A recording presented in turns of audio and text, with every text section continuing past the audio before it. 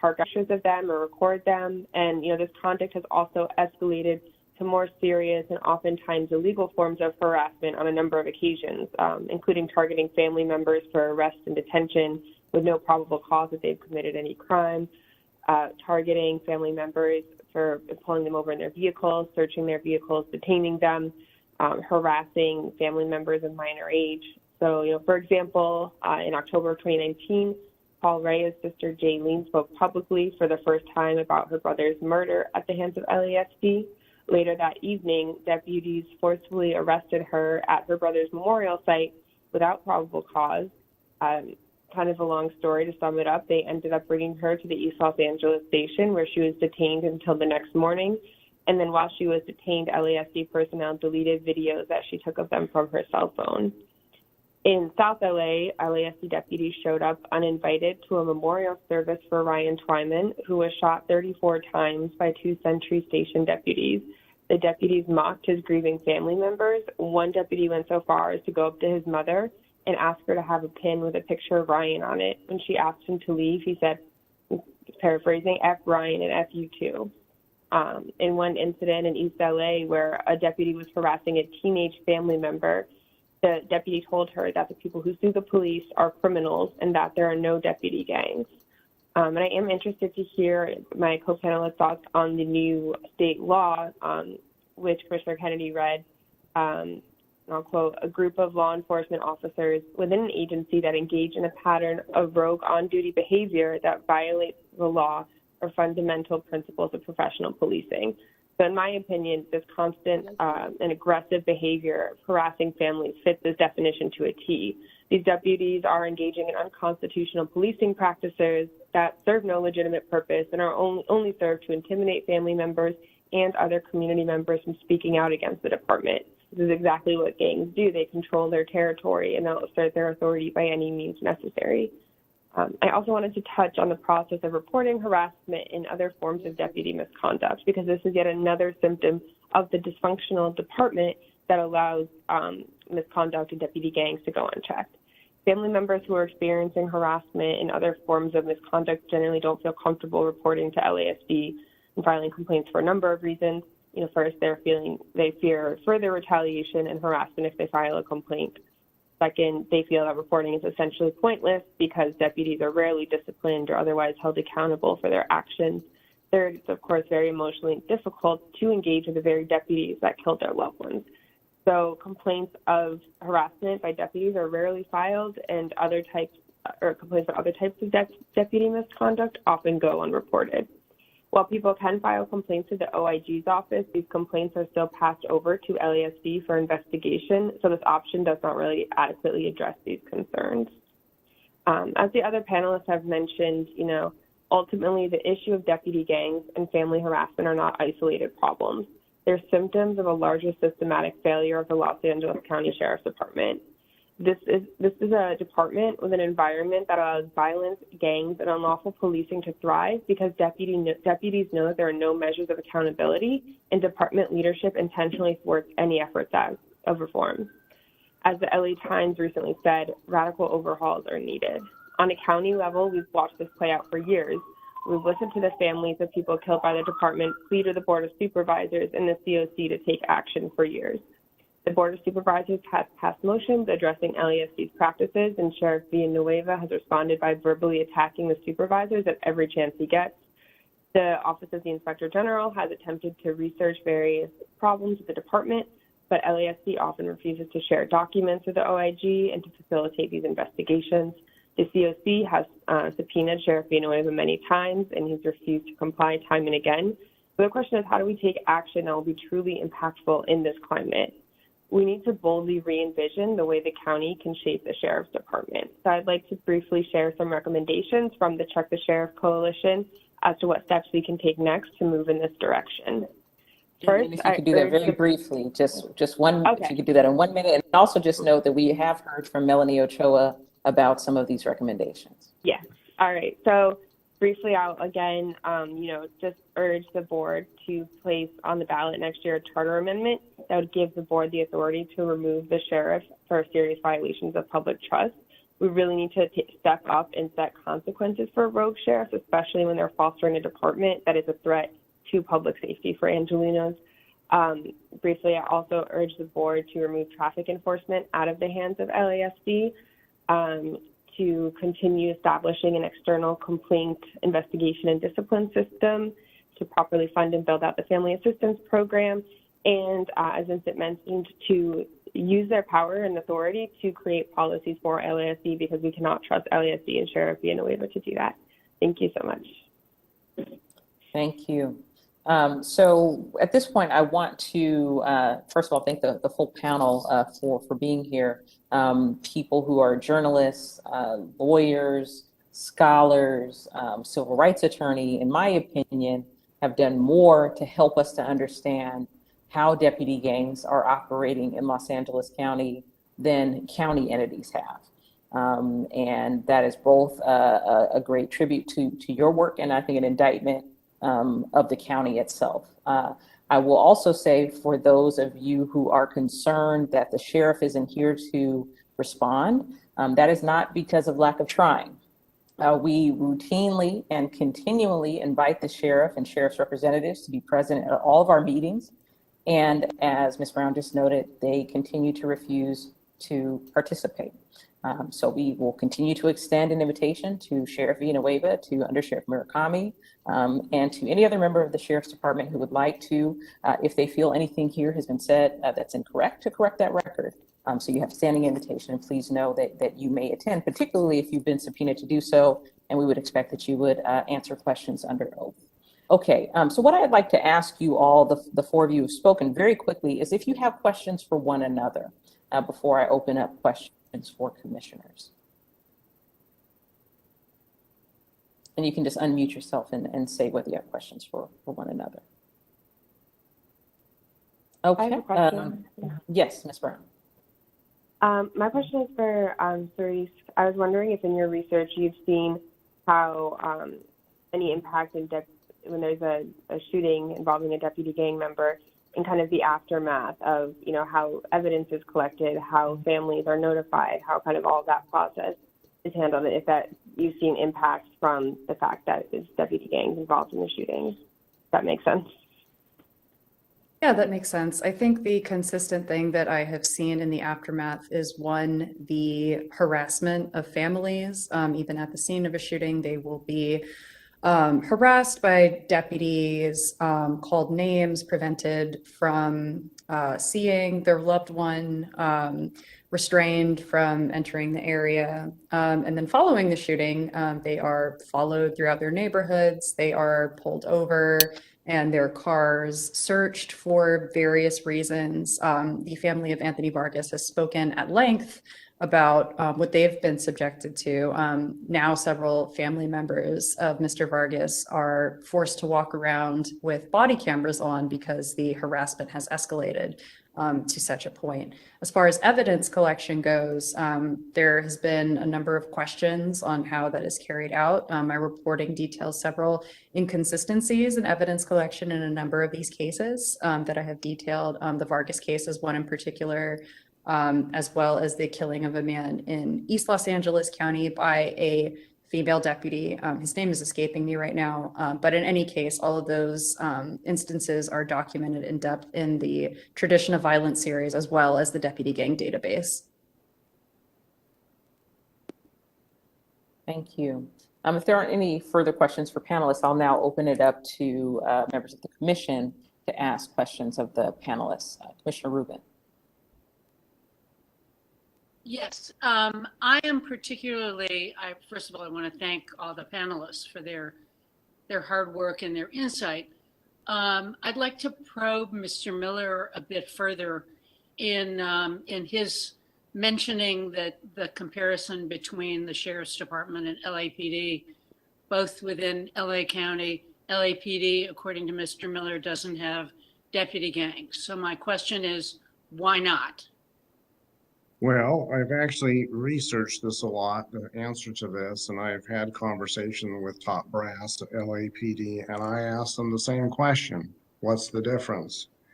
And the thing is, just to have some perspective, like I said, it's two agencies operating the same region of Southern California, Los Angeles, doing the same line of work. Yes, there's bad employees in every line of work in every profession, so LAPD is not perfect, but they don't have cop gangs. So we talked about this. What's the difference? The LAPD people told me in one word, it's accountability. They had to answer it in one word. But we talked further about what's different in terms of actual practices and policies. And there's policies on the books at LASD. Most of them are in place that you would hope would prevent the formation of deputy gangs, but the actual implementation enforcement is not there. And to give you a good example of where there's policies in place, but there's a difference between LAPD and LASD, a great example is the abuse of trainees. The banditos have historically controlled the training program at East Los Angeles. The way they recruit new members primarily is by abusing the trainees. They bully them, they harass them, they terrorize the trainees to put the trainee in a position of choosing between quitting or staying and bearing it and being bullied, or to become the bully and join the gang. And that's how they create prospects. There's a power dynamic established in that relationship at LASD that you don't have at LAPD. LAPD has a zero tolerance policy and they enforce it. Zero tolerance of abuse of trainees. To this day, trainees are being abused at many of the stations in LASD. There's little accountability for depriving trainees of food breaks, of working 24 hours without sleep, physically, up to physical violence being committed against them. That's the history of LASD with the trainees. That's how they create new members. So as far as reform is concerned, the sheriff is going to say, we have anti-hazing policies in place. It's already there, but it's not actually being enforced. So that's an example of two agencies. They may have similar policies, but the actual culture and practice is very different. Then there's a whole set of policies that are actually different. And a good example of that is in LASD, when a deputy is accused of criminal conduct, using excessive force, let's say a situation where there's a use of excessive force and it's a controversial, questionable shooting, and it's sent over to ICIB for a criminal investigation, the sheriff's department puts a hold on an administrative investigation. So you could have a deputy who's under investigation for criminal conduct, and it can go on for a year or more, and there's no investigation, no consequences, no discipline. The LASD will even at times delay doing any administrative investigation until civil litigation is finished. So you could have a deputy for years not being held accountable for his conduct. LAPD is starkly different in its policies. LAPD will start an administrative investigation from day one, the same time there's a criminal investigation.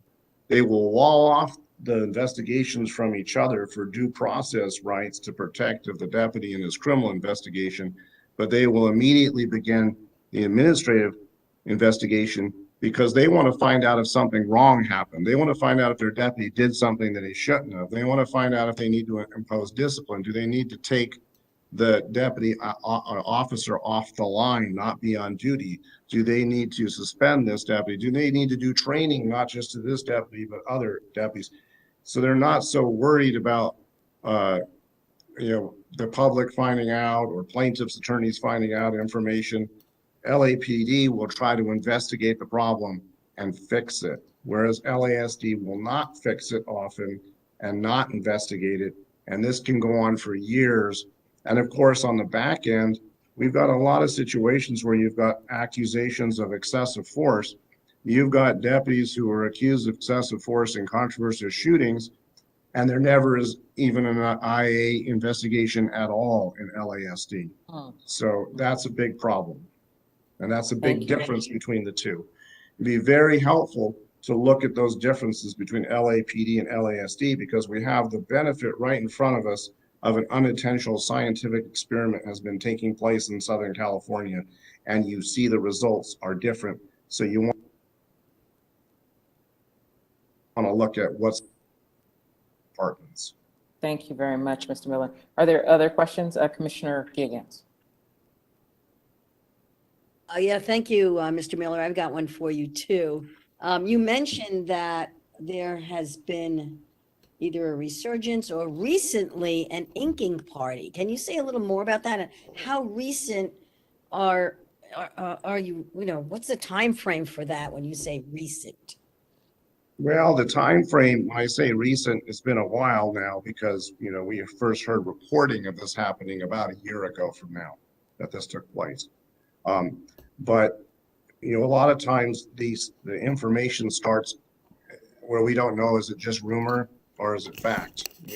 And so we hear a lot of stories and it goes all around the station. And that's what happened the end of 2020 is it was all over the station in East LA and then traveled outside the station to many parts of the sheriff's department that there was an inking party.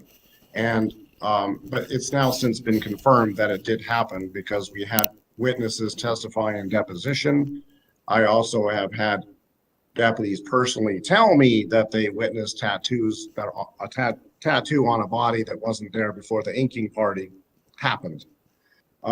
So we do know for a fact this happened. There was an inking party. The banditos took their numbers to 100. There's a history at the East Los Angeles station when a gang subgroup goes to 100, a new gang is started. When the caveman hit 100, they stopped inking, and that's when the banditos arose.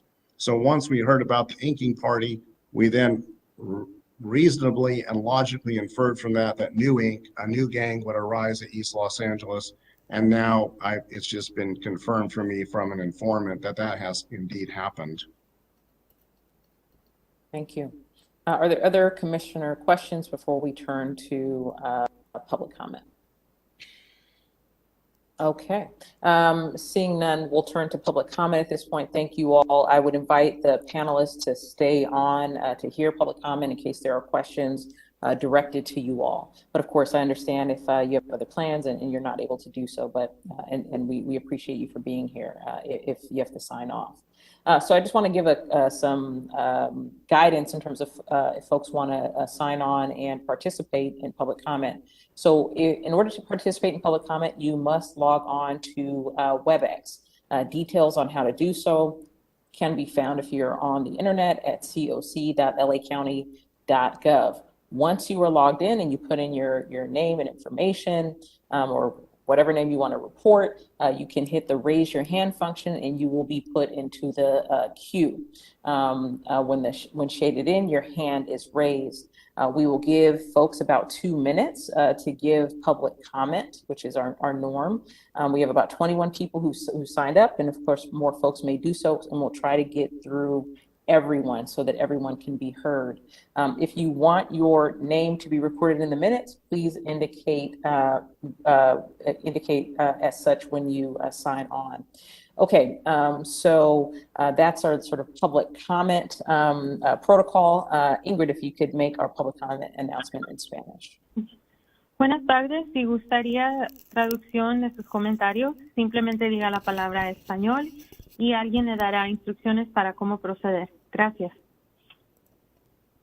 Okay, so Jennifer, if you'd like to read our first member of the public who'd like to comment.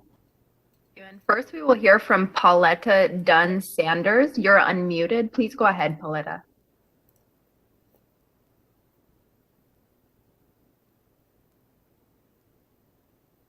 Pauletta Dunn Sanders, you are unmuted, but we are not hearing you. Would you like to make a public comment? Okay, please chat me with the on the back end, and we'll see if we can get your audio working. Lisa Vargas, please go ahead. Hi, yes, I'm the mother of Anthony Vargas, who the East LA Sheriff's Department killed 3 years ago. They shot my son 10 times in the back, 2 times in the head and 1 time in the arm. My comment is to the panel. I work and I live here for 40-something years in East Los Angeles, and I can tell you that the findings of that is going to be true because, like I said, I live here in East LA. I'm in the heart of East LA. I'm a community leader. I work with a lot of families that have been impacted. Everybody on the board has heard mine and my family's story before. And the crime that's going on here, you know, I keep seeing reports, Javier Nueva, saying the crime rate has gone up in this last year. I want to know how much of that crime has been committed by the sheriff's department. How many killings, how many domestic violence cases, how many sexual assaults have they committed themselves, and why isn't that being reported? The second thing is, we have a lot of unhoused community that lives here in the East LA area, where the sheriffs are now shooting them with BB guns, and I've been witness to this. So something has to be done, and the board has to step up. Along with all the findings that we're finding, there's more information that's out there, and I think that people need to start rising up in our communities and speaking on what's going on here, because we need to take our streets back and away from these criminals who think that they're getting away with these gang-like tactics, who fail the community every day and are doing nothing but harming it and causing more trauma to our community. How's our community supposed to heal when there's no services that are out here provided for the ones that have been impacted? The harassment and all the tactics, the gang-like tactics that they're providing, not even our gang members that are here in East LA are doing that to our people. How many times have you seen a person in a gang-related shooting get shot 13 times? This is ridiculous, and the board needs to do something about it. Thank you. Thank you, Mrs. Vargas, and thank you for continually coming to our meetings and talking about your work and the work that your family is doing related to deputy gangs. Jennifer, please call the next public comment. And next is Richie Sergenko. You're unmuted. Please go ahead, Richie. Hi, yes, this is Richie Sergenko from the People's City Council. Thank you all so much for hosting this discussion tonight. I would just say, yeah, the presence of deputy gangs is obvious. You know, it is extremely troubling that the deputies that have killed Anthony Vargas continue to intimidate and harass the family in East LA. Same for Paul Reyes, Ryan Twyman, John Horan, any of the families that speak out for their loved ones. They are victim to intimidation and harassment from the sheriff's department. And Alex Villanueva, on multiple occasions, after I believe, you know, the board passed a motion in regards to the sheriffs, has called out the Vargas family on his Instagram lives. Myself, he's posted about me on his Facebook page. He mentions People's City Council on his Instagram live. You know, you all, I know, are subject to the same intimidation and harassment. He has a secret team of police. And so I think that this board needs to do everything in its power to see what they can do right now in regards to Sheriff Villanueva, but also when you send the recommendations to the board of supervisors, you know, the Check Sheriff Coalition send a letter of what we believe needs to happen, and I think that if you reviewed it, that those suggestions should go to the board of supervisor as well. We need more civilian oversight and control of the sheriff's department, because I mean it's proving that, like, what control do we really have? Villanueva says it isn't abiding by the subpoenas, and I know it's public comment and the COC can't respond right now, but where are we at with holding Villanueva accountable for defying those subpoenas? Can we hold him in contempt? Because right now it just looks like he can do whatever he wants, and it seems like he truly can do whatever he wants. So we need to figure out what we can do in the short term and the long term. But thank you for hosting, and thank you all of the panelists for the work that you've done and will continue to do. I yield my time. Thank you. Thank you. And we will provide some updates on the status of those subpoenas, if not today, then at our next regular meeting. And Jennifer, I just want to make sure that we have the timer up. I can't see it. So I just want to make sure that it's visible so that we're all on the same page. We do have the timer up. If you're a panelist, can you just raise your hand visually to show if you see the timer? Okay. It looks like most people are seeing it. Okay, maybe it's just me. Okay, then we'll continue. On to Angel Reynosa. Angel, you are unmuted. Please go ahead. Good evening, everyone. Thank you for allowing me to speak tonight. My name is Angel Reynosa. I'm a former Los Angeles County Sheriff's Deputy. I'm going to be speaking on behalf of my personal experiences. I was fired by Alex Villanova in August of 2019 for being accused of fabricating a shooting at Lancaster Station. What the public doesn't know is just days before the shooting incident, I was ordered by my training officer, Deputy Anthony Levin, to falsify a police report. I refused to falsify the report and confronted him about his integrity issues and for him ordering me to commit a crime. And I told him I was going to contact LASD to discuss the entire situation. That's our police union. And after I refused his request, I was immediately told by the training staff to it would be best for me to leave the station and return to work to a jail facility. I was placed at the front desk as punishment and was no longer able to patrol. And then on the day of the incident, I was hit by an unknown object on my right shoulder while in the station parking lot. And I was sent to the hospital to be treated for my injuries. But 3 days after the incident, the sheriff's officials held a live press conference stating that I had confessed and that there was no shooter, relieving all the stress from the residents in Antelope Valley. And then I was fired immediately, but no charges were filed. And I've always claimed that my innocence and denied all the allegations made against me.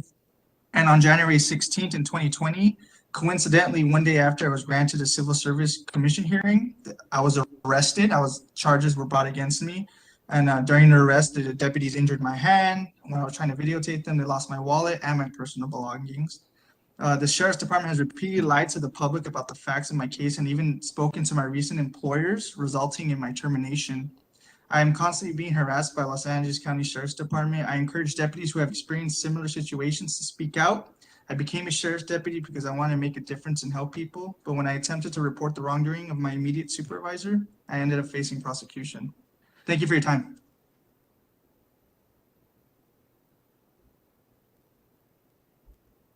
Brittany Nichols. Brittany, you're unmuted. Please go ahead. My name is Brittany Nichols. I'm an LA resident and member of Ground Game LA.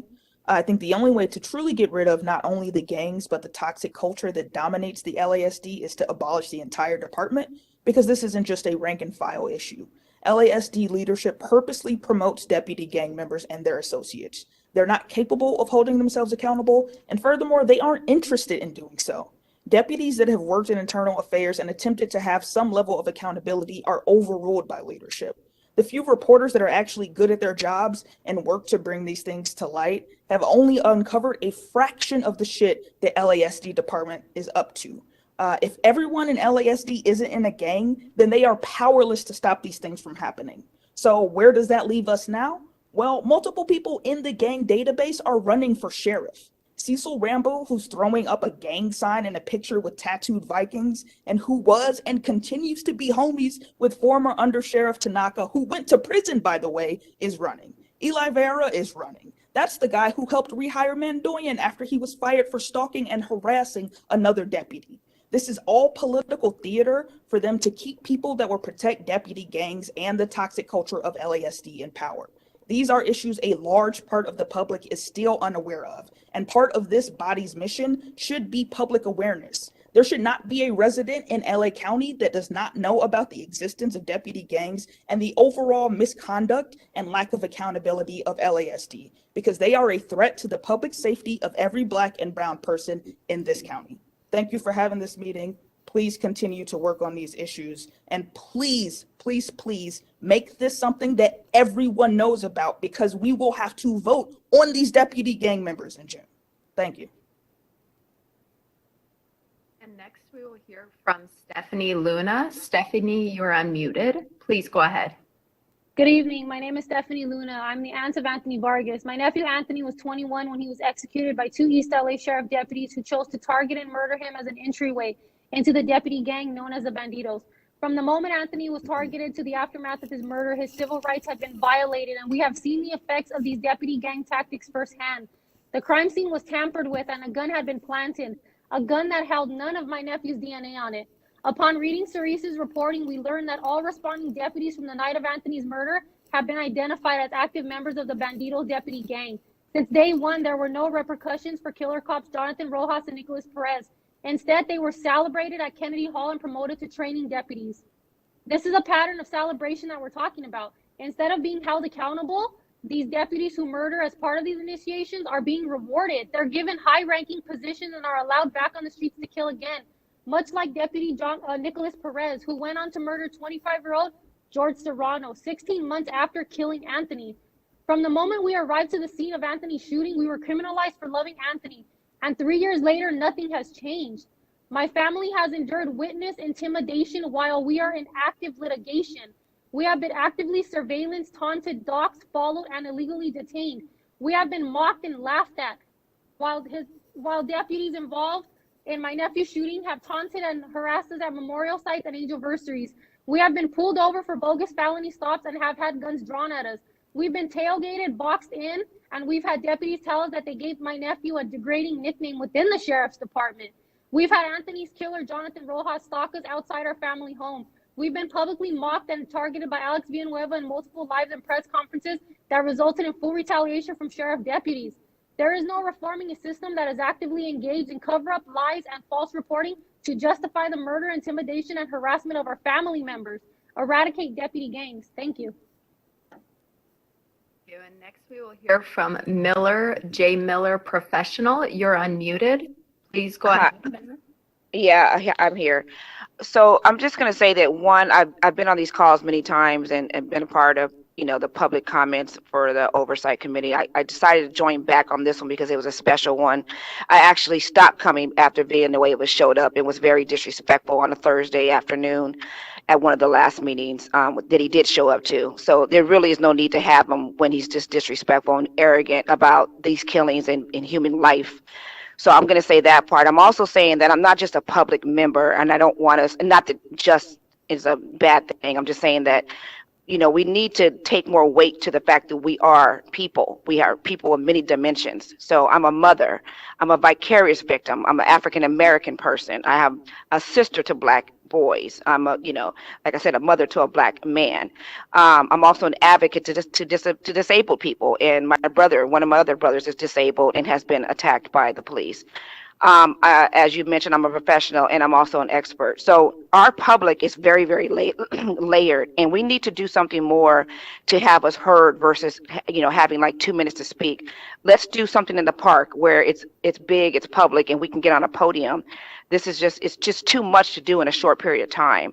We need a clear checklist of what we can do as community members and how we can share this information with other people that have been victimized. Because people don't know what to do and they're afraid of retaliation, as other speakers have already said. I want to ask us to pray for all the leaders, such as the ones that are on this line, the ones that came in the commission, Ms. Charisse, the work that she's doing, the attorneys like the ones that's on the line here. We got to pray for them because this is very, very serious work. And we don't have as much of the power that these cops do with these guns. So, we have the power of God, so let's not forget that. But I also want to ask you to visit strongforsheriff.com and vote for Strong 2022. And the rest is that. Thank you so much. Next, we will hear from Steve Hill. You're unmuted. Please go ahead, Steve. Oh, I'm unmuted. Thank you very much. And please record this for me. Hey, I'm not going to ask anybody to pray for anyone because I'm an atheist and I don't think religion has much to do with this. If there was a God, we wouldn't have to be praying for the sheriff's department to be held accountable for all the bullshit they do in this community. Now, I want everyone to go to my website. I am running for Congress.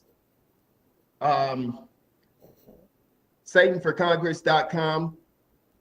I had my dog shot and killed by these guys. For one, let me tell everybody, I am a United States Marine Corps veteran. I'm also a retired peace officer.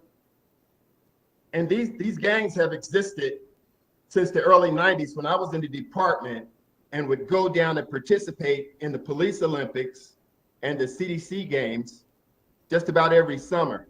I heard about these gangs back in 92, 93, 94. And they still persist today. I had a sheriff come to my house, rogue, off the record, and ask me why I was in his neighborhood. I appraise real estate. I'm in everybody's fucking neighborhood. and no one's doing nothing about it. There's no accountability. I know all the politicians, they refuse to help. So I'm running for Congress myself to get money out of politics and the Los Angeles County Department, Sheriff's Department out of our lives. This shit has been going on too long. And I want to put it on the record that Captain Schaefer, Ron Schaefer at the Palmdale Sheriff Station, to all indications I have, he is a white nationalist. If anybody want the photo that I have, or go to my website, I think I put it up. It's there. Good your time. Thank you. The next speaker will be Vanessa. Can I just say briefly, I appreciate that folks are very passionate about voting and the political process. And of course, we want to encourage that, but we also want to note that this is a nonpartisan space, and the focus of this conversation is really about deputy gangs, not necessarily candidates for sheriff or any other elected office. So I just want to make that note before we continue with the next speaker. Hear from Vanessa Moreno. You're unmuted. Go ahead, Vanessa. Thank you. My name is Vanessa Moreno, and I'm a resident, and we're in the East Los Angeles area. Let me just take a second to gather my thoughts with this. I don't believe that the LASD Sheriff's Department can be reformed. What should happen next is completely abolishing and dismantling these murderous gang members. They are violent. They've proven themselves to be the epitome of incomprehensible demoralization. And they are the absolute epitome of terrorism, wreaking havoc onto the lives of Black and brown folks of Los Angeles. This is not a conspiracy. The receipts are there. What needs to happen next is just what are the steps we could take forward to abolish these violent, evil criminals. Thanks. I yield my time. And next we will hear from Anthony Norega. You're unmuted. Please go ahead, Anthony.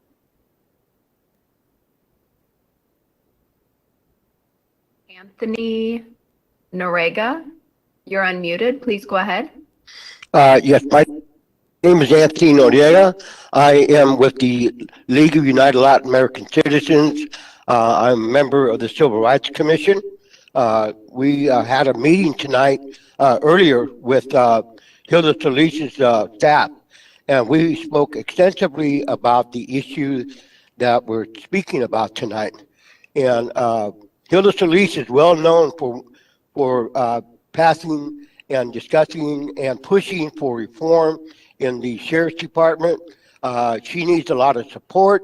Apparently there was a motion made to consider options for terminating the employment of Sheriff Villanueva, but it did not pass. I am urging all of you that are in this meeting tonight to contact the supervisors and demand that they start stepping up to the plate with their responsibility and for accountability and transparency coming from the police department or from the sheriff's department, and that they push and make a motion to and pass it so that they can seriously talk about the options about firing the sheriff. This has gone for too long.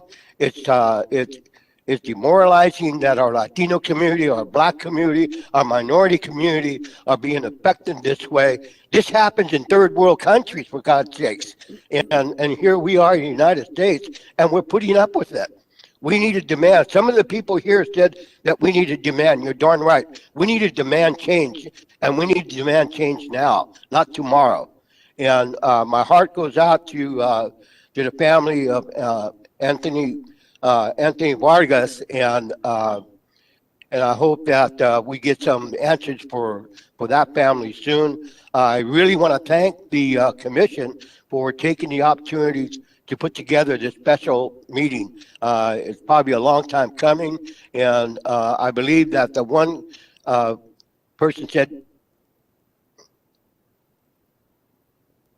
Next Next, we will hear from Laura Shark. Laura, you're unmuted. Please go ahead. Hi, can you hear me? Laura Shark, please go ahead with your comment. Can you hear me okay? Hearing nothing, we will move to Christina Vasquez. You're unmuted. Please go ahead, Christina. Hi, good evening, everyone. My name is Cristina Vasquez, and my husband, Marco Vasquez Jr., was killed by the Pico Sheriff Station on October 6th of 2019. And I just wanted to jump on to show support to the other families, but also to just let it be known that this is very real. Families are harassed. We were there and we witnessed everything happen. And immediately after, they were very physical with us. My mother-in-law and daughter were both dragged off of my husband. My daughter was being threatened. After we were taken to the station, they illegally entered our home and claimed to collect evidence that was at the crime scene, which was not. We also planned to do a march for my husband, and days before the march, they showed up to our house. Days after the march that we had, I would go on daily walks with my cousin and my sons, and a man in a crowd of people approached me like if he knew me, and specifically was asking very direct questions. And one of the ones he asked was, "Are you married?" And when I said that I was, because he was already acting very suspicious, he laughed. He said, "You are?" And immediately we walked away. We were able to get away from him. He followed us for a few blocks. He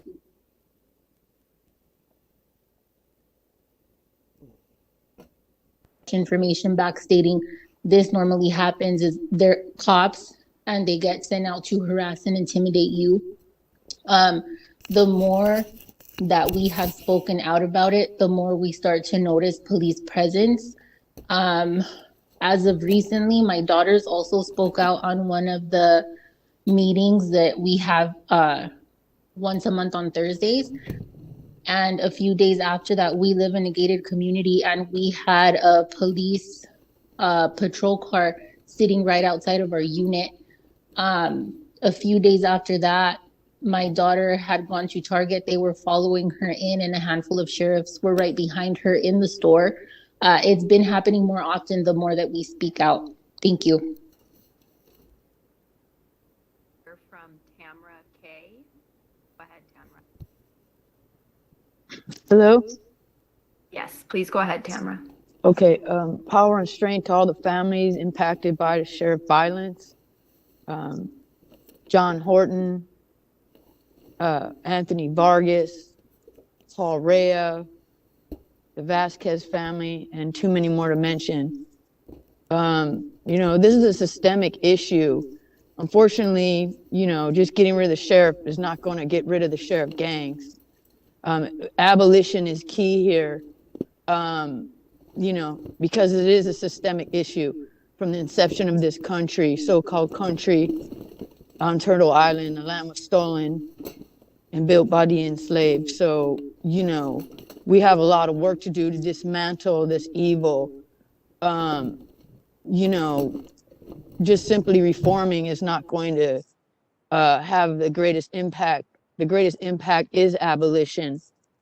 And, you know, the commission needs to use whatever power you can to remove the sheriff, because he is the wicked overseer of all this evil that's being committed under, you know, entire communities' watch. In the RAND report, LA Times, millions of news articles, scholars, Loyola University. I mean, it's not hidden that there's been sheriff gangs for over 50 years. I mean, this isn't a new problem. We need to eradicate it, and abolition is key. So the commission needs to use whatever powers you can, and to overhaul the sheriff's department, and, you know, create a ballot measure for further, you know, community oversight. But this community oversight needs to include these families. Again, as much as you can, give families time in these meetings, and, you know, use their lead and their guidance. Thank you, Tamara. And the next speaker will be Irma Cooper. Irma, please go ahead. Yes, my name is Irma Cooper. I'm a citizen of LA County. Police gangs have been allowed to function for too long. We know that these gangs exist. We've done multiple studies on this issue and have taken no action. And it's time to end the police gangs. It's time to change the police system and culture, starting with the top leadership. We must have transparency and accountability. We can no longer be traumatized by having our children murdered, citizens killed, and families destroyed. The police department cannot be reformed, nor can it police itself. We need an independent body which includes citizens, not just law enforcement personnel. And the police department must be held accountable to the people. We must have our police department regain the respect of the people that it serves. Thank you. Robert Wexler, you're unmuted. Please go ahead, Robert. Good evening. My name is Rob Wexler, and I'm the attorney for the Association for Los Angeles Deputy Sheriffs. In response to the recently proposed policy by the COC to ban deputy subgroups, ALADS, which represents Los Angeles Deputy Sheriffs, sought a reasoned legal opinion about the constitutionality of the proposed policy. It hired a national constitutional expert and law school professor who was unbiased and not subject to political influences. This opinion makes clear that the COC's proposed policy is constitutionally overbroad. By way of simple example, it draws no distinction between a deputy subgroup devoted to prayer or philanthropy and one dedicated to violence or harassment. County Council, which offered an opinion on the policy, failed not only to properly analyze the First Amendment expressive and associational rights implicated by the COC policy, but it eschewed any analysis of the other constitutional and statutory rights endangered by the proposed policy, such as the right to privacy under both the California and U.S. constitutions, freedom of religion, or the statutory right to form and join a labor union, which technically meets the COC's definition of a subgroup, that is, a group of sheriff's deputies who self-associate, self-identify, and exclude others assigned to the same station or work unit. ALADS wants to make clear its complete support of efforts to root out any group that engages in unlawful violence, espouses racist beliefs, or seeks to systemically violate the rights of others.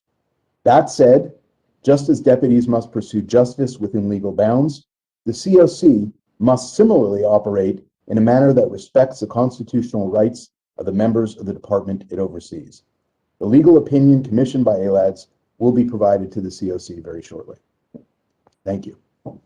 Thank you, Mr. Wexler. I was just about to ask you if you could share it with us, and we'd be happy. I'm sure Commissioner Rubin and the rest of the members of the the Sheriff's Gang subcommittee would be happy to talk with you and the legal scholar that produced that memorandum.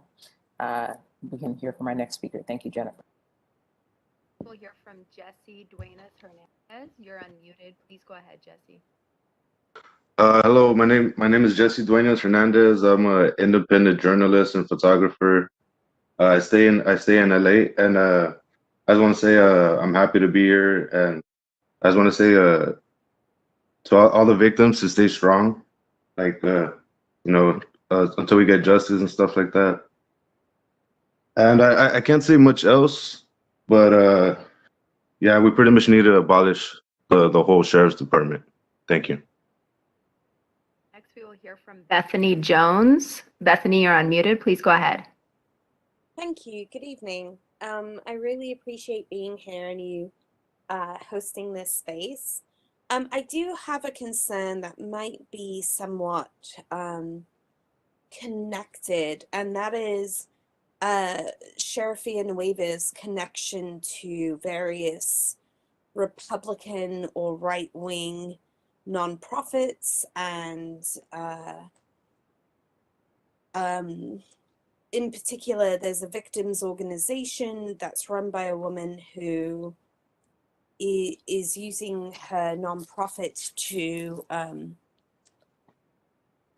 support Republican candidates. He went to Orange County in the summer to be there, and I felt like it was an absolute mockery of victims, and how dare he do that when he does not acknowledge the victims his own department creates. He does not honor them, he does not stand for them, and then he goes to a different county ignoring all the COVID rules that have been set here.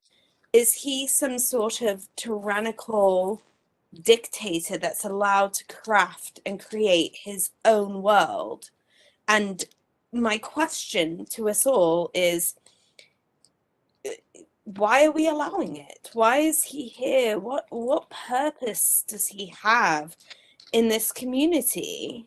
He just seems to be intoxicated by the exuberance of his own verbosity, his own power, and quite frankly, I do not see the system as broken. I see it as having been built by people who do not look like me, sound like any of the victims on this call. And we're calling it a broken system when the system was not designed for us. And next we will hear from Alejandro Villapando. You are unmuted. Please go ahead. Thank you. Thank you all for the presentations and the work that you all have done. I know that these are monumental ventures that you all have taken up to do this research. I know that involving oneself with these archives of police terrorism is dangerous work. So I commend all of you. I wasn't going to respond to the lawyer on behalf of that union, but I would say that the sheriff's station, the sheriffs as a construct in the city and his county was established in 1850 at the same time as the Federal Fugitive Slave Act and at the same time as the acts to govern California Indians. And on their cards, it continues to say a tradition of service. And the service has always been the purpose to control particular bodies. Another thing is that I'm concerned with the comments by Mr. Miller, who talked about all this history and all these factual things and said that this is not about defunding the police, but about proper reform. I'm concerned that that continues to be the thrust. We hear over and over the historical documentation of all these problems and these genocidal logics that persist within these systems. And we try to find ways to kind of figure out how to adjust and calibrate so that they're not as murderous or genocidal or white supremacists. And that continues to fail, right? That continues to fail us. And I think that we should stop making distinctions about specific deputy gangs and understand the entire system of LAPD, of LASD, of all police is a system of gang violence, a system of terrorism meant to control people in our communities. And this is an act, when those folks are killed, it's an act of community terror. So we're all affected by this in our communities, working class, racialized people. So thank you so much. Thank you. And next we will hear from Lionel Mars. You're unmuted. Please go ahead. Good evening. Thank you for having this presentation tonight. I'd like to, first of all, thank Cerise for her work and for being courageous. And I'd like to make a comment about what's going on. I study sociology, and I also read about social groups and in groups and out groups. And I believe that any kind of social groups, such as cliques or gangs within law enforcement, is very counterproductive. It is contradictory. It's not productive at all, because it runs against what law enforcement ought to be: neutral and apolitical, not engage in social deviance, not to engage in gang-like activities, because it only hurts the reputation, the image of law enforcement, and the people had enough of that. And we want to see systematic cultural changes internally and externally. And if Alex Villanueva, Dr. Villanueva does not change anything, then I believe that the Justice Department under Eric Garland should take over the LASD or the state.